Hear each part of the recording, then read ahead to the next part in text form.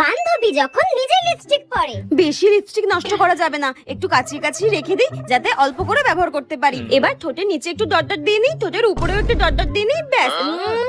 আর কিচ্ছু করতে হবে না, ব্যাস। আমি তো শিওর এরকম করে যদি আমি লিপস্টিক ব্যবহার করি আরো 1 বছর চালিয়ে নিতে পারবো।